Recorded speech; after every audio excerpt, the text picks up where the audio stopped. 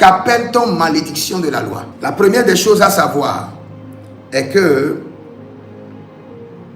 Dieu a introduit la loi et la loi s'est imposée à tous les hommes.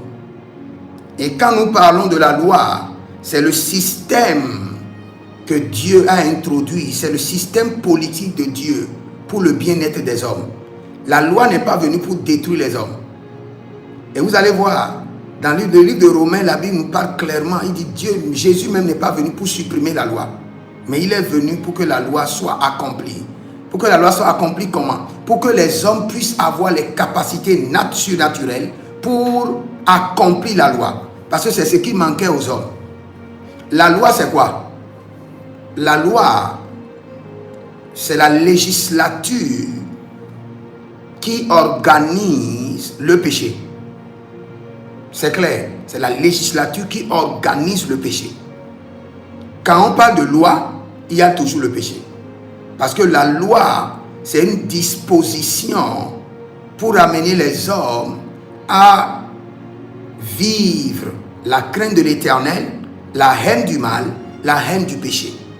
Donc la loi te montre, voici le péché et voici les conséquences du péché. Et quand nous parlons de la loi, il s'agit de toutes les dispositions contre ou sur le péché. Dès que Dieu a introduit la loi, tous les hommes sont maintenant sous l'emprise de la loi. La loi a un côté spirituel et a un côté physique. Cela veut dire quoi? Cela veut dire que quand quelqu'un enfreint à la loi, il y a un esprit de la loi qui le punit et il y a un esprit de la nature qui le punit.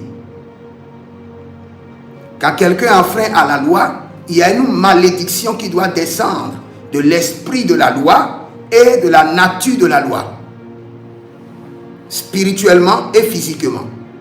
Donc quand nous parlons de la malédiction de la loi, nous parlons de la malédiction qui découle de toutes les dispositions du péché. C'est-à-dire que dès que vous vous donnez au péché, il y a une malédiction qui doit descendre.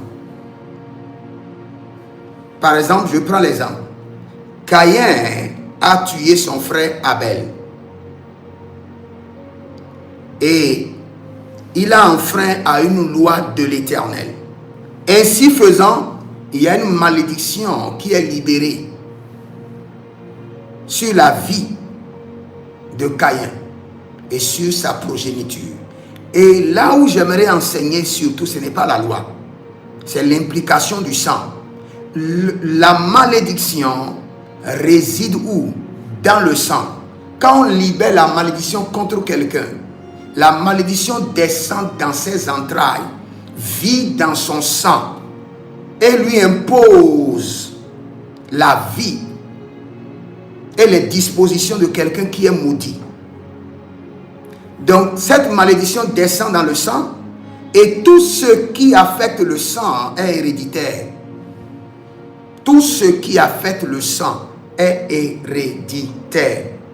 C'est-à-dire tout ce qui affecte le sang sera transféré par le sang de génération en génération. S'il y a une malédiction qui descend sur votre père, malgré que vous n'êtes pas impliqué, cette malédiction, aussi longtemps que c'est descendu sur votre père, la malédiction ira siéger où? Dans le sang.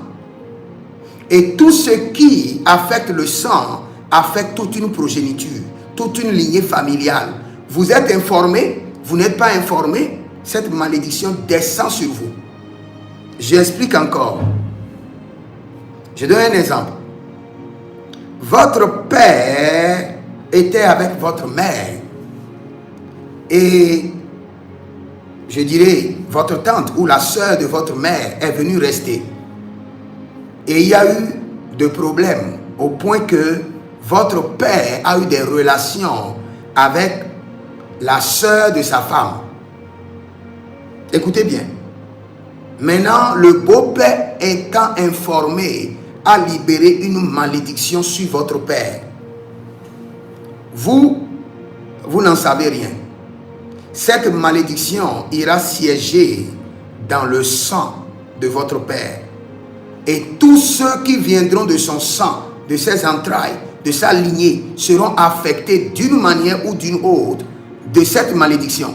Ils sont conscients ou inconscients, formés ou informés de la situation, ils seront enregistrés dans cette malédiction. Pourquoi? Parce que la malédiction se loge où? Dans le sang. Et est basée sur quoi? Sur la loi.